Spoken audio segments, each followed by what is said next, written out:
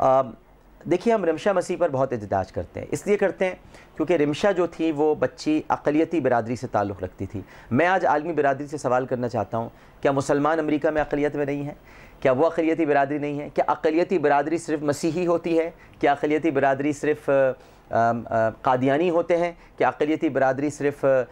یہودی ہوتے ہیں؟ کیا مسلمان کہیں پر اقلیت میں نہیں ہیں؟ کیا برطانیہ میں مسلمان اقلیت میں نہیں ہیں؟ کیا امریکہ میں اقلیت میں نہیں ہیں؟ کیا ان کے کوئی حقوق نہیں ہیں؟ حقوق صرف رمشا کے ہیں؟ حقوق صرف قادیانیوں کے ہیں؟ حقوق صرف یہودیوں کے ہیں، عیسائیوں کے ہیں؟ کیا مسلمانوں کے کوئی حقوق نہیں ہیں؟ کیا ان کے جذبات مجروح نہیں ہو رہے؟ پوری دنیا میں شور برپا ہو جاتا ہے، این جی اوز چلانے لگتی ہیں کہ مسیحیوں کے ساتھ زیادتی ہو گئی، ان کے چرچوں پر حملے کیے جا رہے ہیں، بائبل کو نقصان پہنچایا جا رہا ہے، کلیسا کی طرف بری نگاہیں اٹھائی جا رہی ہیں۔ تو نبی کریم صلی اللہ علیہ وآلہ وسلم کے ماننے والے بھی کہیں نہ کہیں تو اقلیت میں ہیں، کم از کم امریکہ میں تو ہیں۔ تو کیا امریکہ کو اپنی اقلیتی برادری کا کوئی خیال نہیں ہے؟ کیا اس کو فکر نہیں ہوتی کہ ان کی اقلیتوں کے ساتھ کیا سلوک کیا جا رہا ہے؟ اگر ان کو فکر ہوتی ہے تو پھر ان کو اس پر ریئیکٹ کرنا چاہیے، اور ہمیں نہیں ڈکٹیٹ کرنا چاہیے کہ پاکستان میں اقلیتوں کے ساتھ بہت برا سلوک ہو رہا ہے۔ ارے آپ کے بھی بہت برا سلوک ہو رہا ہے اقلیتوں کے ساتھ، ان کا بھی ذرا خیال کیجئے، ان کے جذبات بھی مجروح ہو رہے ہیں۔ اس کے ساتھ ساتھ ہمارے جو پریزیڈنٹ صاحب ہیں، یہ ان کا بڑا فرض بنتا تھا۔ سرجیت سنگھ کے لیے تو وہ دیوانے ہوئے جا رہے ہیں، اور ہم منصب سے گفتگو بھی کر رہے ہیں اور وزیر اعظم صاحب سے بات بھی کر رہے ہیں، منموہن سنگھ صاحب سے۔ اسی طرح سے رمشا مسیح کے لیے پوپ جان پال ان کو فون کر رہے ہیں، اور ویسے پوپ جان پال پہ بھی مجھے بڑی حیرت ہوتی ہے کہ وہ رطب اللسان تھے رمشا مسیح کے معاملے پر، لیکن اب ایسے خاموش بیٹھے ہوئے ہیں کہ ان کو بھی صرف ایک ہی اقلیتی برادری نظر آئی جو کہ ان کی اپنی۔ تو اس کا مطلب سب متعصب ہے نا، یہ مان لینا چاہیے۔ پھر ہم اپنی آئیڈینٹی پہ کیوں شرمندہ ہوتے ہیں؟ ہم کیوں کنفیوز مسلمان ہیں؟ یہ تو سب متعصب ہیں، یہ تو سب تعصب میں آ جاتے ہیں، ان میں کوئی براڈ سوچ کا مالک نہیں ہوتا اس وقت، سب چھوڑے نیرو مائنڈڈ ہو جاتے ہیں، سب کو اپنا مذہب، اپنا عقیدہ، اپنی اظہار رائے، یہ سب کچھ ان کو نظر آتا ہے، تو اظہار رائے کی آزادی۔ لیکن جب مسلمانوں کا کوئی معاملہ درپیش ہوتا ہے تو اس وقت یہ کوئی بات نہیں کرتے۔ تو ہمارے پریزیڈنٹ صاحب نے پوپ جان پال کو بھی یقین دہانی کرائی تھی کہ رمشا کا مسئلہ حل ہو جائے گا، تو کیا آصف علی زرداری صاحب اپنے ہم منصب کو فون کر کے احتجاج نہیں کر سکتے تھے کہ دیکھیے ہمارے جذبات مجروح ہو رہے ہیں، ہم آپ کا ہر طرح سے ساتھ دیتے ہیں، پاکستان کی پارلیمنٹ نے قرارداد پیش کی ہے اس کی مذمت میں، آپ کو اس پر کچھ ایکشن لینا چاہیے اور آپ کو اس پر کچھ عمل کرنا چاہیے، لیکن یہاں سے بھی کچھ نہیں ہوا۔ ارے ظلم تو یہ ہے ناظرین کرام کہ میری کل تک کی اطلاعات کے مطابق پی ٹی اے نے اب تک یوٹیوب کی سائٹس بلاک نہیں کی ہیں جہاں پر یہ ویڈیو اپلوڈ کی گئی ہے، جبکہ میں بہت شرمندگی کے ساتھ یہ بات کہہ رہا ہوں، بہت افسوس کے ساتھ یہ بات کہہ رہا ہوں کہ بھارت میں 48 گھنٹے پہلے وہ تمام جو سائٹس تھیں وہ بلاک کر دی گئی ہیں، جو کہ ایک سیکولر ملک ہے وہاں پر بلاک کر دی گئیں، اور جو ایک اسلامی ملک ہے وہاں ابھی بھی سائٹس کھلی ہوئی ہیں۔ تو بہرحال مجھ سے اگر سوال کیا جائے کہ پرامن احتجاج کیا ہونا چاہیے، تو میری طرف سے جواب یہی ہوگا کہ دنیا کا کوئی بھی گوشہ آپ نماز کی صف سے خالی نہ چھوڑیں، آپ داڑیاں رکھیں، آپ حجاب پہننا شروع کر دیں، آپ قرآن کی اور تلاوت کیجئے، آپ اور نمازیں پڑھیے، آپ نفل نمازیں بھی اب زیادہ پڑھنا شروع کر دیں تاکہ جگہ جگہ سجدے نظر آئیں، جگہ جگہ مسجدیں نظر آئیں، جگہ جگہ عبادت گاہیں کھلی ہوئی نظر آئیں۔ یعنی عبادت گاہوں سے مراد یہ کہ سڑک پہ بھی نماز پڑھی جا رہی ہے، ہر جگہ نماز پڑھی جا رہی ہے۔ ان کو داڑھی سے نفرت ہے معاذ اللہ، داڑھی رکھیے، ان کو حجاب سے چڑھ ہے، حجاب پہنیے، ان کو نمازوں سے الجھن ہوتی ہے، نمازیں پڑھیے۔ یہ ہے پرامن احتجاج۔ یہ ان کو بتانے کا طریقہ ہے کہ تم مٹانے کی کوشش کر رہے ہو، لو ہم اس کو اور بڑھاتے ہیں، اس سے کہ یہ ہمارے دلوں میں موجود ہے، یہ ہمارے قلوب کے اندر یہ محبت بسیرا کرتی ہے، اسے اس طرح سے نہیں نکالا جا سکتا۔ تو یہ میرے خیال میں یہ پرامن احتجاج کا طریقہ ہے۔ اور ساتھ ساتھ ہمارے جو انٹلیکچوئلز ہیں، جو ہمارے دانشور ہیں، جو دیگر معاملات پہ تو بڑی تحقیقات کرتے ہیں کہ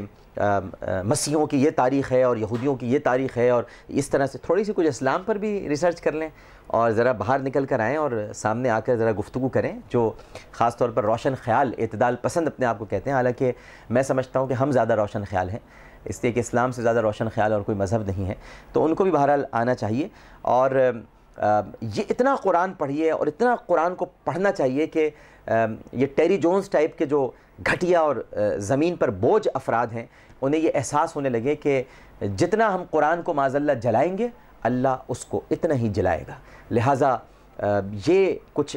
عمل ایسے ہیں جن کو ہمیں فوری طور پر کرنا چاہیے، اور ساتھ ساتھ مکالمے کرنے چاہیے، ڈائلاگ کرنا چاہیے، تاکہ یہ بتایا جائے کہ انتہا پسند حقیقت میں ہے کون۔ اور میں یہ سمجھتا ہوں کہ یہ جو دنیا بھر میں یونائٹڈ اسٹیٹس جو ہے نیشنل سیکیورٹی کے نام پر یہ جو ڈرون اٹیکس کرتا ہے اور اس کو یہ یقین ہوتا ہے کہ ڈرون اٹیکس کر کے اسٹیٹ ڈپارٹمنٹ کو کہ شاید اس طرح سے ہم امریکہ کی سلامتی کو یقینی بنا سکتے ہیں، تو میں بس یہ ان سے کہنا چاہوں گا بہت پیار سے محبت سے کہ آپ کی سلامتی کو وزیرستان، نارتھ وزیرستان اور ساؤتھ وزیرستان سے خطرہ نہیں ہے، آپ کی سلامتی کو ٹیری جون سے خطرہ ہے، آپ کی سلامتی کو نکولا باسیلی نکولا سے خطرہ ہے۔ تو آپ ان کے خلاف کوئی کارروائی کریں۔ آپ کے سفارتکاروں کے قاتل یہ 2 افراد ہیں، ان کی وجہ سے اشتعال پھیلا اور وائلنس ہوا جس کی وجہ سے آپ کے سفیر مارے گئے، لہٰذا ان دونوں کو گرفتار کریں، یہ ٹیری دا ٹیررسٹ کو اور نکولا باسیلی نکولا کو، ان کو آپ کو گرفتار کرنا چاہیے۔ آپ کی سلامتی دراصل ان کی وجہ سے خطرے میں ہے، ہماری وجہ سے نہیں ہے۔ دیکھیں ہمارے یہاں تو کچھ نہیں ہوا، آپ ہمیں سبق سکھاتے تھے مہذب ملک ہونے کا، دیکھیں ہم تو سب سے زیادہ مہذب رہے، جہاں آپ نے اسلحہ فراہم کیا دیکھیں وہاں کیا ہوا، آپ ہی کا اسلحہ آپ ہی کے خلاف استعمال ہو رہا ہے۔ آپ ہی نے اس سے پہلے افغانستان میں اپنے لوگ بھیجے تھے جو بعد میں آپ کے لیے مصیبت بن گئے، یہ سب آپ ہی کی پھیلائی ہوئی مصیبتیں ہیں جن سے آپ خود ہی اب نمٹیے۔ اور یہ خاص طور پر جو 2 ٹیررسٹ آپ کے یہاں بیٹھے ہوئے ہیں جن میں سے ایک کا نام ٹیری جونز ہے اور دوسرے کا نام نکولا باسیلی نکولا ہے، ان کو حفاظتی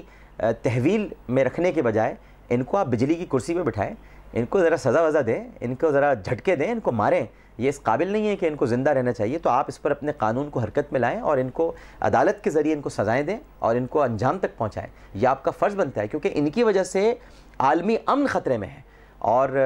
پوری دنیا میں ایک اشتعال پھیل رہا ہے، اس میں آپ کو بہت آگے بڑھنا چاہیے۔ ہمیں یہ بھی معلوم ہونا چاہیے کہ اس فلم میں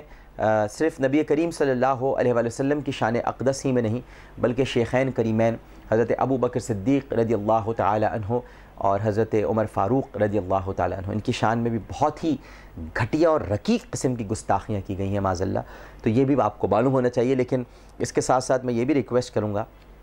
کہ اگر گھر کے باہر کیچڑ ہو تو اسے بار بار دیکھا نہیں جاتا، بلکہ میونسپل کارپوریشن میں فون کر کے اطلاع کی جاتی ہے کہ اس کیچڑ کو ہٹایا جائے۔ دیکھنا ضروری نہیں ہوتا، کیچڑ کو ہٹوانا ضروری ہوتا ہے۔ تو میں آپ سے ریکویسٹ کروں گا کہ اسے دیکھا مت کیجیے آپ، اور دیکھنے کے لیے مت جائیے کہ کیا ہے، لیکن یوٹیوب پر آپ میسیجز کرتے رہیں کہ اس کو ہٹایا جائے، اس کو ڈیلیٹ کیا جائے اس ویڈیو کو، فیس بک پر آپ میسیج کریں، ٹویٹر پر آپ ٹیگ کریں، لیکن دیکھنے کی ضرورت نہیں، کیونکہ کیچڑ میں دیکھنے جائیں گے تو بدبو بھی آئے گی، بیماریاں بھی پھیل جائیں گی، وہاں پر وائرس بھی ہوتا ہے کیچڑ میں، بیکٹیریاز بھی ہوتے ہیں، تو یہ آپ کو لگنے کا خطرہ بھی ہے، کپڑے بھی خراب ہو جائیں گے اور ظاہر ہے کہ آپ بیمار ہو جائیں گے۔ تو دیکھنے سے کہیں زیادہ ضروری ہے کہ کیچڑ کو معاشرے سے ہٹوایا جائے، تو اس پر ہمیں کام کرنا چاہیے۔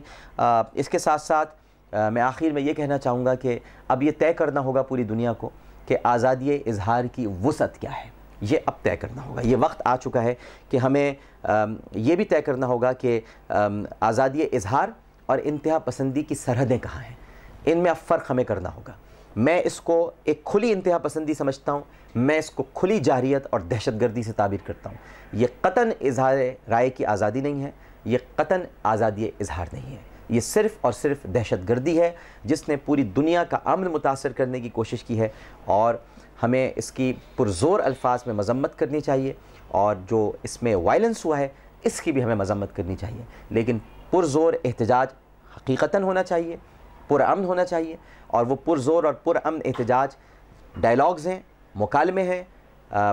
مضامین کا احیا ہے، ویب سائٹس پر جا کر، ٹویٹر پہ جا کے، فیس بک پہ جا کے، یوٹیوب پہ جا کے نبی کریم صلی اللہ علیہ وآلہ وسلم کی شان عرفہ و اعلیٰ کی ترویج و اشاعت ہے، ان کی احادیث پاک کا پھیلانا ہے، ان کے